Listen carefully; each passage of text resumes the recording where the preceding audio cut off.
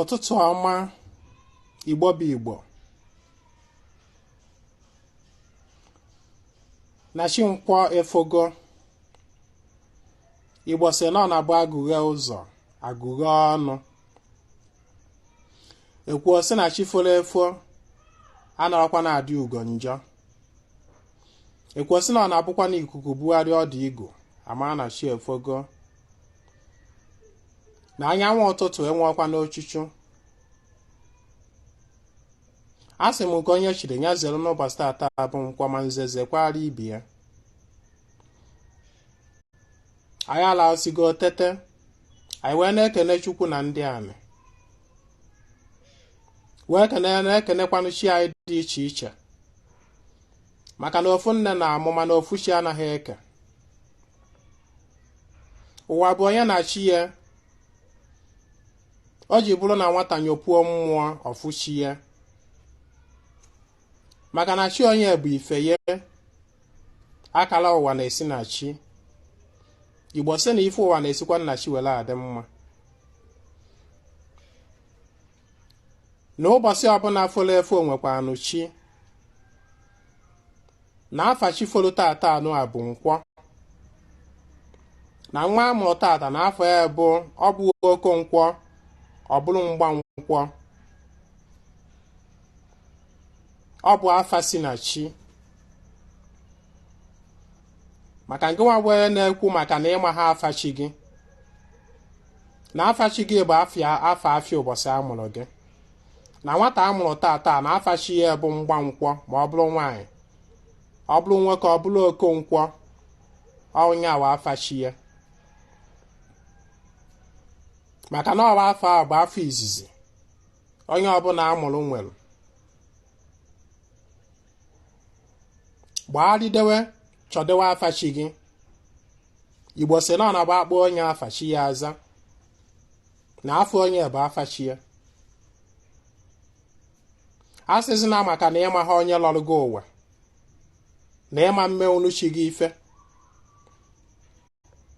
A sịzi na maka na ịma ha onye lọrụ gị ụwa, na ife ị bịara ime n'ụwa agwụna. A sịzi na maka na ị mara afọ onye lọrụ gị ụwa, na ịma mmapụ unu chi gị Nzu, na ịma mmapụ unu chi gị Edo. Ụwa bụ onye na chi ya, ofu nne na-amụ mana ofu chi anaghị eke, na chi dị n'iche n'iche. Akara aka si na chi, ife onye na chi ya kpebiri ya ka ọ bịara ụwa ịbịalụ. Afịa zụrụ ụbọchị amụrụ gị nya bụ afịa ịbịara ụwa ịzụ. Ya bụrụ na amụrụ gị tata bụ nkwọ, ịbịara ụwa ịzụ afịa nkwọ. O nwekwazi ndị gị na ha na-azụkọ ya bụ afịa, ndị gị na ha yi na mmụọ, ndị a ka a kpọrọ ndị otu, ndị gị na ha ebi ụwa, ndị nwoke ma ndị nwaanyị.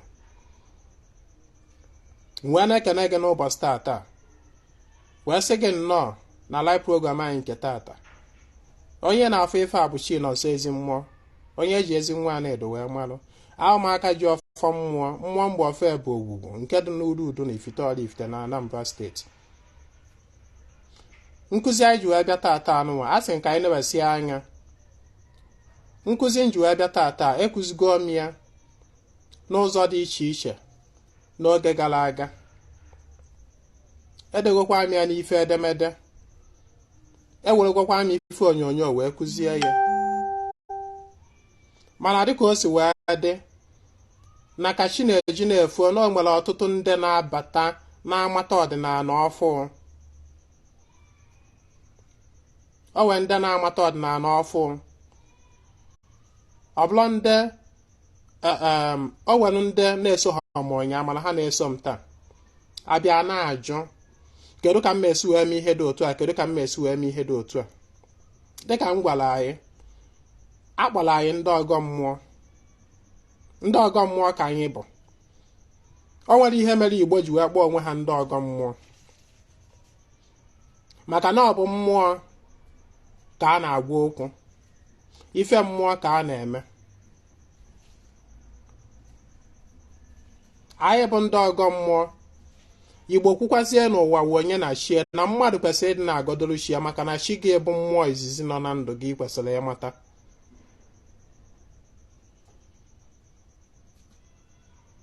Ọ ya bụrụ na ọ bụrụ na amụọ nwata mbọsị ahụ amụrụ ya mbọsị ahụ ọ bụ ọzago afọ ọzalụda dị mbọsị ahụ amụrụ ya bụ afọ afịa ahụ azụrụ mbọsị ahụ. Asịzina maka na ife na ịmaghị onye lọrụgo ụwa. Ị nwere ike ikpe ekpere, ị nwere ike ịgbachi gị okwu, ị nwere ike ịga ọfọ, ị nwere ike ife chi gị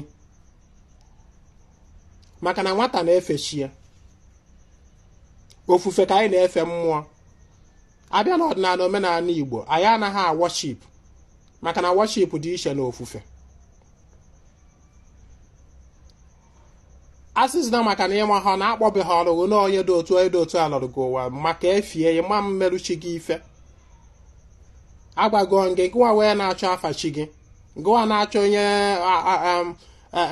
afa iri akpọchi gị na afa chi gị bụ afa ahịa ụbọchị a mụrụ gị bụrụkwazie afa gị. Na mụwa bụ onye na-afụ ife a, afa chi m bụ chi nọ nso Nwaokorie Ezinwa Anaedo. Afa ndị a mgbọrọwa afa chi m, afa nji akọneti chi m, afa nji ejekwuru chi m. Afa ka ọ ya wee kpọla na chi m aza.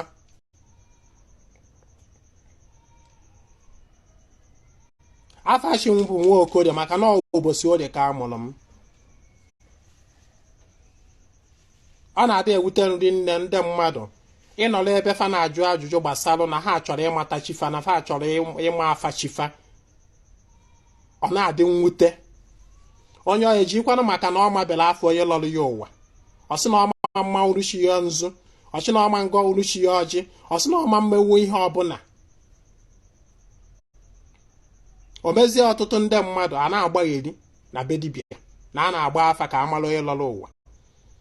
Ọtụtụ ndị mmadụ agbazuo n'afọ ụzọ ebe 10 a na-akpọrọfa mmadụ 10 dị iche iche n'ọfa alọ n'onye alọrọfa ụwa. Ihe mgbagwoju anya wee bụrụ ihe mgbagwoju anya nyerefa. Ifu onye ọ dị restless, ọ dị confused. Ma mụwa Ezinwa Anaedo na-agba gị taata agba eridebe chịkọ ndụ gị. Ịchọ ịgbachi gị okwu were afa gị wee gbachi gị okwu. Igbo kpọrọ ya chi ọ ihe Igbo kpọrọ ya, that is the name. Chi mụ nwa bụ Nwaokorie. Dịka nsi wee kwụ ka a na-akọ n'ogologo akọ maka achọrọ m ime vidiyo anụ a ka o bee nkenke. Achọrọ m ka anyị kwuo okwu gbasara otu mmadụ nwere ike isi wee ji Nzu na Edo wee gbachi ya okwu, wee gwa mmụọ ndị ya na-eyi okwu. Onye gara aga na nkụzi nyerụ agbasara m ọtụtụ mmụọ na-eso mmadụ na ya bụ vidiyo m mere ụnyaahụ na nkụzi nkụziri ụnyaahụ. Maka ọ na-ewọchibere ọ bụrụ na isonyeghọ na ya bụ nkụzi ụnyaahụ kaba alụ ka ị ga wọchi anya bụ vidiyo. Ọ ka dị na my page nkụzi nkụziri ụnyaahụ bụ afọ. Kaba alụ ka ije gee na o nwere ọtụtụ ife mmụta nọ ebe ahụ. Ngụwa bụ onye chọrọ ịmụta ife ị ga-akaba alụ, ọ ga-enwe ife ọ ga-ewo ka ị wee mụta ife. Achọzina ka ị nọrọ on your comfort zone wee mata ihe ị kwesịrị ịmụta. It have to discomfort you. It have to cost you something. It have to cost you money. It have to cost you time. Dọkọnụ si wee mara na nkụzi na-ekụzigasị na Ezinwa Anaedo ị na-afụ ebe anụnwa bụ mmadụ na-advocate for mmadụ iji aka ya were agodosi mmụọ. Ihe ahụ the basis of my teaching. Na ọ bụrụ na ị na-eme ya, ndụ gị ga-achịkọ ọnụ, ị ga-adị less confused, ihe mgbagwoju anya ga-ana na ndụ gị. Mana ngwa ibidoro ife anyị kwesịrị na-achọ within you, ị na-achọ ya outside of you, then that is when confusion comes in. Ihe mbụ n'aka ihe a bụ ife akpọrọ ọkwa nzu. Ọkwa nzu ka akpọrọ ya. Ọkwa nzu ọ bụla tata ka ọ dịbara. Nwa afọ Igbo ọbụla kwesịrị inwe ọkwa nzu na bie. tụmadụ ọ bụrụ na ọ nwoke ka ịbụ, o kwesịrị abata na be gị afụ ọkwa nzu gị, maka na ọ bụ nzu bụ omenala izizi Igbo na-eme. Ị kwesịrị inwe ọkwa nzu na be gị. Igbo si na aka mmadụ nzu anaghị amụ oyi. Na nzu bụ ife ọma. Nzu ka mmadụ ji anabata onye ọbịa na be ya tupu abịa chọọ ọjị. Onye ọbịa bata na be gị, ihe izizi ị ga-enye ya bụ nzu, ọkwa nzu gị. Ọmagodo nzu, metụ nzu aka. Nzu ahụ o metụrụ aka gosiri ife, o gosiri ịfụnanya, o gosiri udo. Nzu ka anyị jikwazi akpọ mmụọ ilu, were egosikwa mmụọ na anyị ji udo wee bịa, na anyị ji ịfụnanya, na anyị ji adịmọcha wee bịa. Onye ọbụla bụ onye na-ama nzu adịghị eme ihe ọjọọ, ọ dị egbu mmadụ ibe ya, ọ dị emegide mmadụ, maka na nzu amara ife ọjọọ, sọsọ ife ọma ka ọma. Igbo ji wee sị na ilu marụ nzu anaghị amụ unyi. Nzu bụ ngọzi, nzu bụ ife ọma. Nzu na-awụchapụ ihe ọjọọ, ọ na-awụchapụ ụchụ, ọ na-awụchapụ ihe ọbụla bụ ogbochi.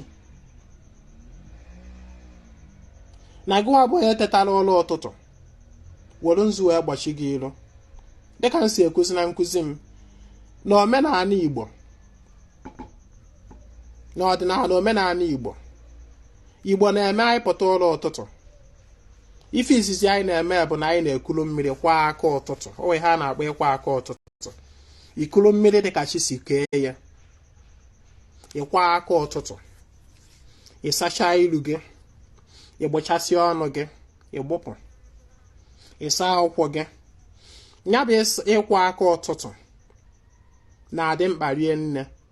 Ọ na-awụchapụ ọtụtụ ihe nkochi nọ n'ahụ mmadụ, nọ n'ime mmadụ, maka na mmiri bụ ife eji asacha ife ọ dị ọcha.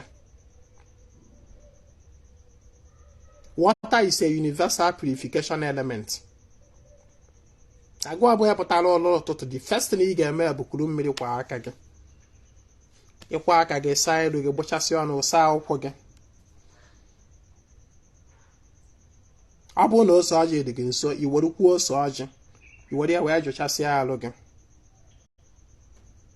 I were mkpụrụ ose ọjị, i were ya metụsịa alụ gị niile.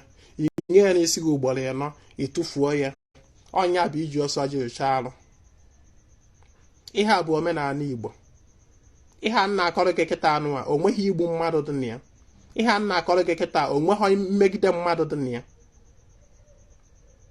Onye na-eme omenala anaghị emegide mmadụ ibe ya. Onye na-eme ọdịnala Igbo, ọ dị egbu mmadụ ibe ya. Onye na-eme ọdịnala Igbo na-eme ka ife dị mma. Onye na-eme ọdịnala Igbo, ọ naghị aghasa obodo.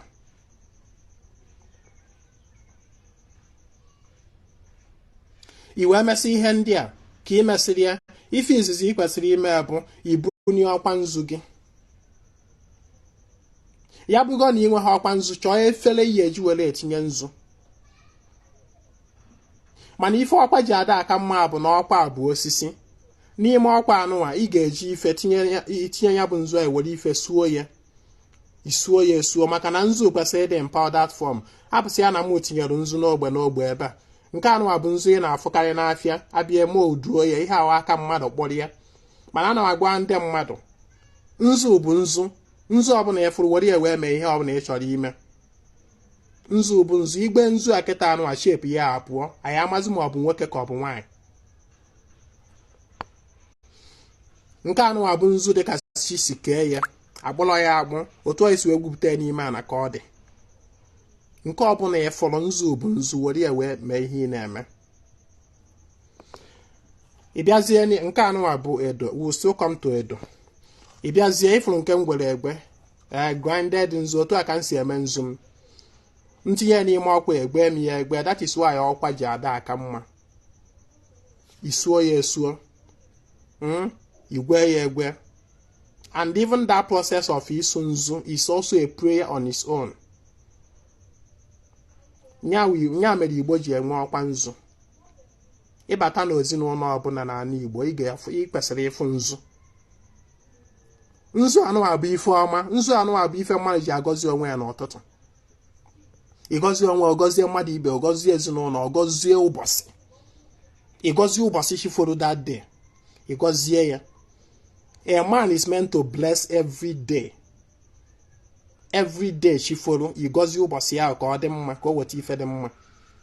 Nzu ka eji eme ya. Ị nwee ọkwa nzu na be gị. Na ka ị nwere ọkwa nzu a, na nzu adụ n'ime igwe ya egwe, i wee pụta na ị chọrọ ịgọdochi gị. N'ala Igbo, nwoke na-ama nzu, nwaanyị na-ama nzu. Na be anyị ebe a, amụọ maka obodo ndị ọzọ. Ka ọ dị na be anyị eji ama onye bịara abịa.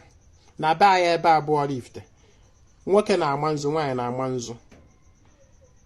Kama na abịazie a na-enwe ome na-adịzị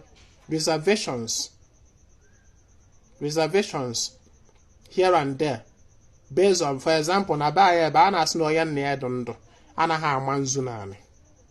That is, ịma nzu a na-ekwu okwu ya bụ iwere nzu a n'aka line. For example, nenụ nzu a mmarụ n'iru m ebe a.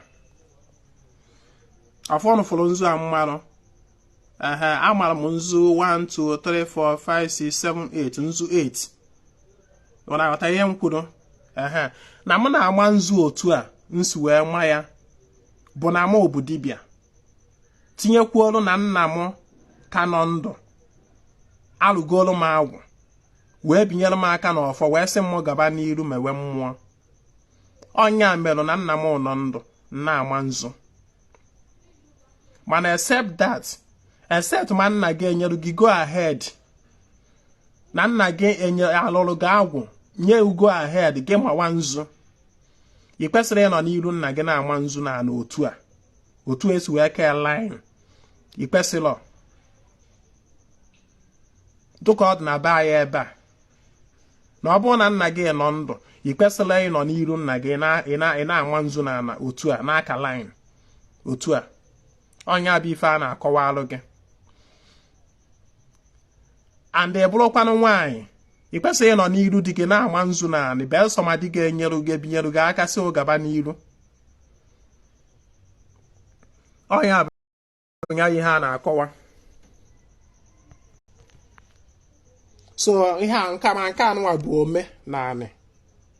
Mana ngịwa bụ onye nna gị nọ ndụ, ngwa bụ onye nna gị nọ ndụ, i wee chọọ ịma nzu ọ bụrụ iwu na ya aka ya line otu a o si wee nya this not like either 4 or 7 or 8, ọ bụrụ iwu na ị ga-aka ya that line. Ị na-anụ ihe m na-ekwu? Onye ọbụla, weda ma nna ya anọ ndụ ma ọ naghọ ndụ, ị nwere ike iji nzu wee kpee ekpere. But then the ritualizing as per ịka ya aka naanị, ebe a ka a na-enwezi reservations. Ebe a ka, mana mmadụ onye ọ na-enwe ike iji nzu wee kpee ekpere, kama ikpecha ka ihe esi wee mee, ime gịnị? Ịma ya aka otu anụ wee tọrọ ya bụ nzu ahụ. Ifuru otu nsi wee tọrọ ya, ịma iwere ya otu anụ a, ịmapụ ya naanị. Ifuru otu nsi wee amapụ ya, ka m gosi unu vidio otu o si wee dị n'ala ebe m mapụrụ ya. Ihe a bụ nzu a m tọpụrụ kịta, ọ na-afụrụ otu o si wee dị n'ala. N'ikwuchala okwu ịtọrọ ya, ịmapụ naanị otu a. Echeghọ m na o nwere omenala Igbo ọbụla ga-adị against you ma emee nzu otu a. Maka otu anụ wee isi wee mie, ekpere anyị ikpere olukwa n'ebe ọ na-eje. Ị nidiri ije kaba ya otu a nke a dị. Ị nidiri ije kawa ya, ebe ọ bụrụzie na ịbịazie bido kawazie ya otu a, then ebe a ka omenala ụfọdụ nwere ike ijide gị. Abịa jụba gị ma nna gị ọ ka nọ ndụ, iwe na-ama nzu nke nwa na ibi ya nwanne. Mana ọ bụrụ na ikpechara ekpere iwolu nzu ịtụpụ ya, ịmapụ ya otu a nsi wee mee nke a, o nweghị iwu ji gị. I hope someone is getting my point. O nweghị iwu ji gị. And therefore, no, just once can tell you otu anụ amapụ. The most important thing na nzu gị ahụ metụrụ naanị. That is it. The most important thing bụ na ọ metụrụ naanị. maka mmadụ ndị mma nwee ike bido jụwa na nna m ọnọ ndị enwe m ike na ama nzu na di m na nke anụnwa this method mgbara gị na jos tụrụ ya tụpụ naanị is enough. Ozi gị erugo ebe ọ na-eje. Ma ọ bụ na iwe orie n'ikwucha alụ gọchaa ọfọ with that nzu iwee were ya itinye n'ọba aka gị otu a ịfụrụ ya n'aka m na itinye ya otu a ịfọpịa n'ikuku ekpere ya eruo n'ebe ọ na-eje. Ebe ya nọ wee bido nwee problem with some culture with some ome na anị bụ ma ibido abịa n'aka data ọkụka ebe a ka a na-enwewe abịa na-asụ na ọ bụrụ na ịbụrụ onye nze line one aka ị kwesịrị ịka na ọ bụrụ na erubela agwụ na line one aka ị kwesịrị ịka na ọ bụrụ na ịwabela akpa aja na aka ịmago abịa nwewezi ọdụ oze m mana nwanne na ikpechara ekpere tụchara nzu mapụ na anị gbom o nwere iwu ji gị ma ọ na imechara were ya fọpụ n'ikuku o nwere iwu ji gị n'ala Igbo. I hope what I'm saying is well understood. That is about nzu. Now, ka ị welitere ya bụ nzu ị chọrọ iji wee kpee ekpere ijide ya n'aka o wee ha na-agba ịgọ mmụọ bụ ịgbakọ ndị mmụọ onye a bụ ịgọ mmụọ. Ife onye na-agbakọ mmụọ onye ahụ na-agọ mmụọ aspas na ife ị na-agbakọ ada afụ ya anya ọ mmụọ ka ị na-agọ. Ngwa bụ onye ụka sị na ị naghị agọ mmụọ. Jizọs ị na-agba ị na-afụ ya anya. God ị na-agba ị na-afụ ya anya. Mary ị na-ekperu ekene Maria ị na-afụ ya anya ọ mmụọ dị afọ mmụọ ka ị na-agọ. Na ngwa bụ onye Igbo wee bunitela ọkwa nzu gị i wee bido gbakube chi gị. Chi m bịakwa bịa malụ nzu. Chi mụ bịa malụ nzu. Chi mụ nwa bụ chi nọ nso Ezinwa Anaedo nwa Okorie nke ka m na-agbakọ bịa malụ nzu. Ka m kpọrọ afa chi m ifo ka m kpọrọ any specific any other name apart from my own name. Ọkwa maka ngwa na-asị I don't know my chi name. Ngwa bụ chi m ka m na-agbakọ n'ụbọchị taa asị nke bịa malụ nzu na chi efona. Chi mụ nwa bụ chi nọ nso Ezinwa Anaedo nwa Okorie nke ka m na-agbakọ na ekwa nọ nzu ka m bụ n'aka bịakwa malụ nzu n'aka malụ nzu ada amụ oyi. Nwanne you will do it like this. Stop waiting until na ị ga-agba afa asị gị na chi gị bụ onye ka onye nwanụ akpọrọ gị onye mahọ ịdụrọ shọ ibido gbakwuo onye ahụ si chi gị ibido nwee problem ibido nwewe ụgba because ị na-enye onye ọzọ na-abụrọ onye oruru oke na before ibido ịkpọwa na onye dị otu a ka ị na asị na onye dị otu a lọrọ gị ụwa iwe bido kpọwa onye ahụ na mmụọ ị na-eme asị chi gị nwanne ị ga-adị 100% sure na onye ahụ lọrọ gị ụwa. Asị ọkwa gị na ị ga-agba n'afọ agụọ imetakwa dibịa ya gbara gị agịdị nya ọ gbachachalụ gị ọ bụrụ 100% accurate and complete nye gị every detailed information ị na-ediri ịma abata onye ụwa gị ahụ imetakwa ya gbakwa ọdụ ka afọ ahụ dị ya na agba gị afọ ahụ wee bụrụ na 100% accurate nwanne ị nwekwara ike ị na-agọzi ọfọ ị na-agba afọ onye ahụ mana nwanne whereby you are not sure whereby you are not 100% sure na onye alọrụ gị ụwa akpọ na any name use your own name nwanne afọ onye bụ afashia use your name to connect instead of ịga mee mistake. So wee bunite nzu a wee gbakwa onye bụ chi gị chi m bịakwa bịa malụ nzu ndị ichie obibe nna m bịa nụ malụ nzu aja anị be nna m bịa malụ nzu ndị otu mmiri m bịa malụ nzu alụsị na-emela anị be nna m ife bịa malụ nzu ogwu be nna m bịa malụ nzu alụsị ikwu nne m bịa malụ nzu ndị ichie ikwu nne m bịa malụ nzu ụmụ ọkpụ adaọla na ndị inyom ndị bịa nụ malụ nzu ezinụzọ makwa anụ nzu anyanwụ na-agbara ma nzu otu niile wụlọ otu mụ na ha dị na mmiri bịa nụ malụ nzu na chi efona ịgbakwuwe mmụọ niile ka ị na-agbafa because some people will still complain I don't know the name of alụsị be nna m ka m kpọrọ alụsị be nna m did you hear me call any name ọ bụgo na ịmaghọ the name the important thing you connect mmụọ na-emela anị be nna m ife bịa nụ malụ nzu that mmụọ na-emela anị be nna m and ka ị na-ekwe na-agba afa gị That connection, your name is the connecting code to all the mmụọ so gị. Your name. Even ma ndị mmiri gị nwanne ekwuru na mmadụ nwere mana anọ mekwu maka ndị mmiri tata, but I'm just proving to you the fact that now your name is the connecting code to mmụọ niile so gị. Na mmadụ nwere ike ịga na mmiri ọbụla nọ n'ụwa nọrọ na mmiri ahụ ọkpọ afịa ọsị na ọ bụ ndo, for example na ọmụwa uchi nọ nso jere ya bụ njem, maybe na mmiri nọ na ya bụlọ mmiri nsi bi ụwa, ọ bụlọ mmiri ndị otu m eje m na mmiri ọbụla nọ n'ụwa nọrọ ebe ahụ asị m agbara nwe mmiri a nọ na-ekelekwe m ọmụwa bụ chi nọ nso Ezinwa Anaedo anọ m na mmiri atata wee na-agbakọ ndị otu mmiri m sị ka ụnụ bịa n'ala oke nji wee bịa. Did you see how I connect it? If you can see connect here. Na mmụọ bụ chi nọ nso, that's your name you call connects you to that mmụọ ị chọrọ inye ife. Your name is the code. Gịnị mere abịa n'ọdịnala omenala Igbo afa anyị na-agba kedu ihe eji agba afa? Your name. Ewere ewe asese mmụọ niile so gị jụọ afa ajụjụ. Your name is the connecting code to mmụọ niile so gị. Igbo ji wee kwuo sị na ọ na-awa akpọ onye afa ya chi ya aza. I hope na ihe a na-ekwu start to make sense. So ka ị nọ na ya bụ ka ị na-aga ọfa, you don't go no mmụọ mala, because when you tell you agba some people na aga ọfa na agbakọ mmụọ ikwu nne gị, onye ajụwa gị na ya amala afa arụsị ikwu nne na ya amala afa mmụọ ikwu nne. Na mụ bụ Nzu anụ a n'aka wee na-agbakọ mmụọ na-emela na ikwu nne m ife sịkwa ka ọnụ bịa malụ nzu na ọmụwa bụ chi nọ nso na-agbakọ ọnụ. Nwanne, always connect with your name. Your name connects you to all the mmụọ so gị. That is the code. And ka ị na-agba afa gị ahụ kaba arụ ka ị connect ya ka ị kpọkwa afa afịa ụbọchị a mụrụ gị. Ọ dịkwa very important. In fact, that is the most important of all your name that you bear. That afịa amụrụ gị na ya maka na afa chi gị dị ya bụ ife par excellence. Ịghọta ihe na-ekwu. So ka ị gosiziri ị na-agbafa iwe gbazie ife ị chọrọ. Dịka m kụziri yesterday, learn to commit to mmụọ.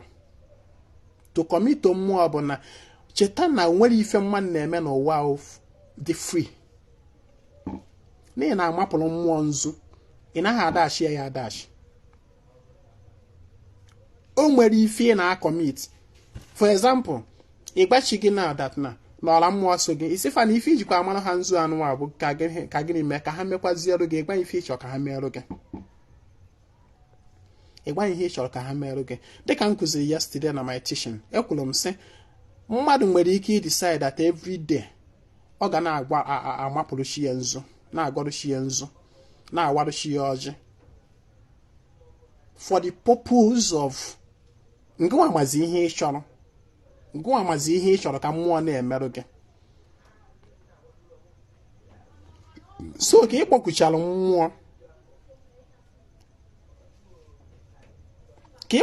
mmụọ i wee gbazie mmụọ nọọ ihe dị otu a ka iji wee were agba ihe dị otu a ka ị chọrọ.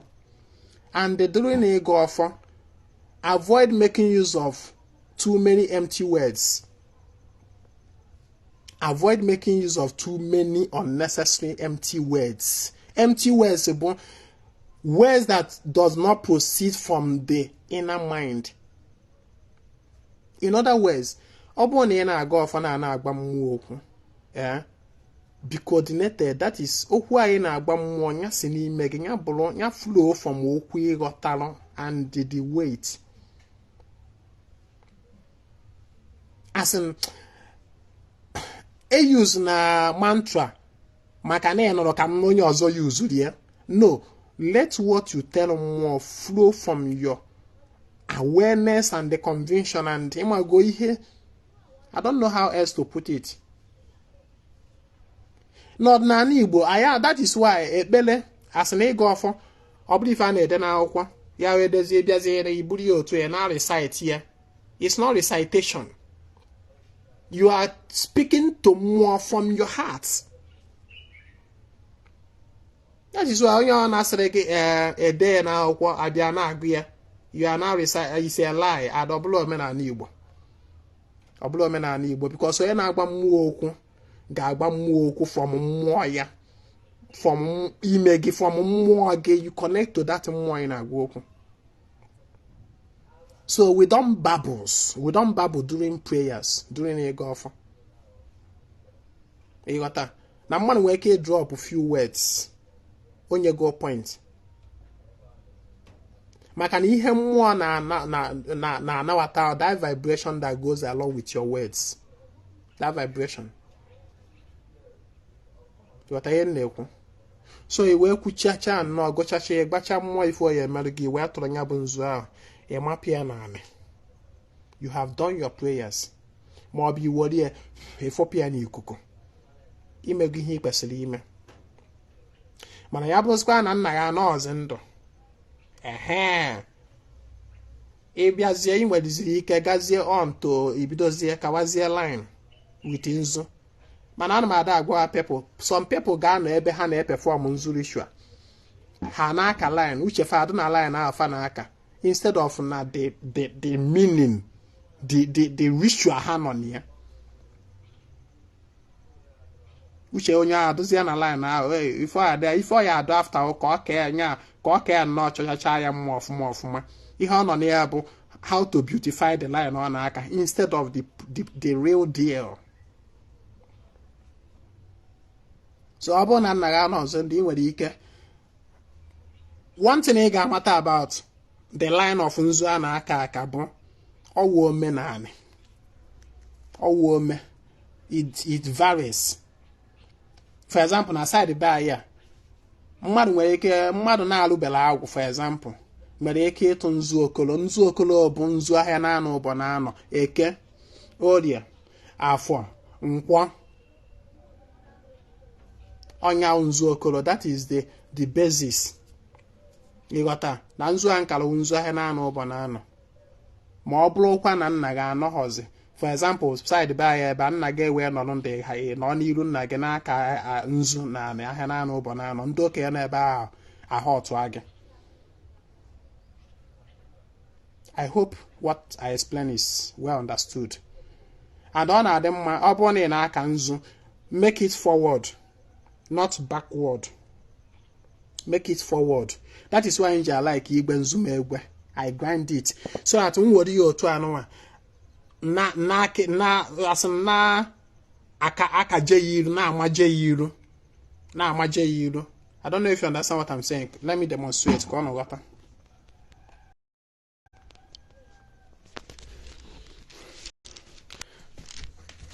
For example, this is my Okwanzu. Then after my prayers now, atọrọ m nzu like this. If you don't swear me, then if you can swear, you see the movement of my hands. My hand move forward. If my hand move forward like this, not the other way around, not like this, not like this. That is not like this. No. So that is what I mean.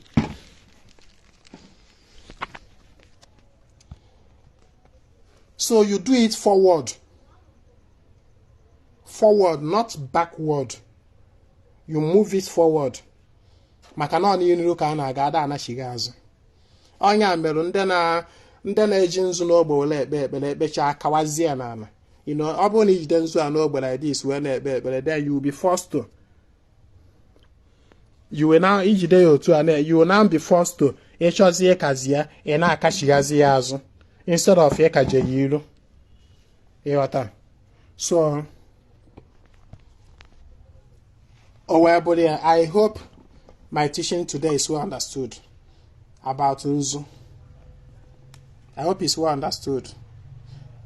This is one of the ways to keep your communion with Him more active. It is one of the ways to purify your day. Nzu, akama nzu anaghị amụ oyi. It is one of the ways to bless yourself, bless your day.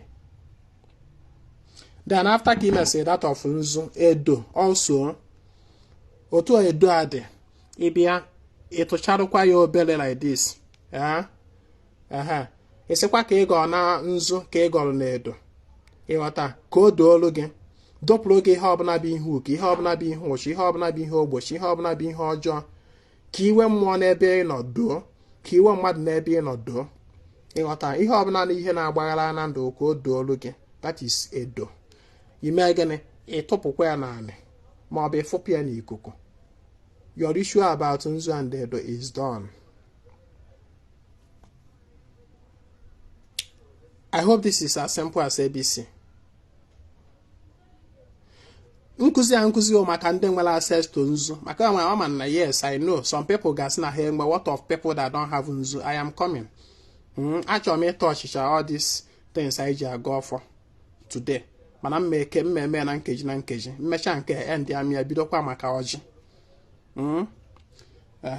Ọ bụrụ na ị nweghị any of these item then iwolu mmiri ekwugo m ya several times wolu kọpụ gbalụ mmiri iwolu kọpụ gbalụ mmiri a na-aṅụ iwolu ewe go off ịgọcha ịtụsa na ịṅụọ nke gị ọgwụ. So if you don't have Nzu, don't bother wolu mmiri wee mewe. I have to end this one here so that I'll come back for that of Oji. If you have any question based on this, drop it on the comment section. I will respond to you later. My name is Ezinwa Anaedo. I come for the total restoration of ordinary and Igbo.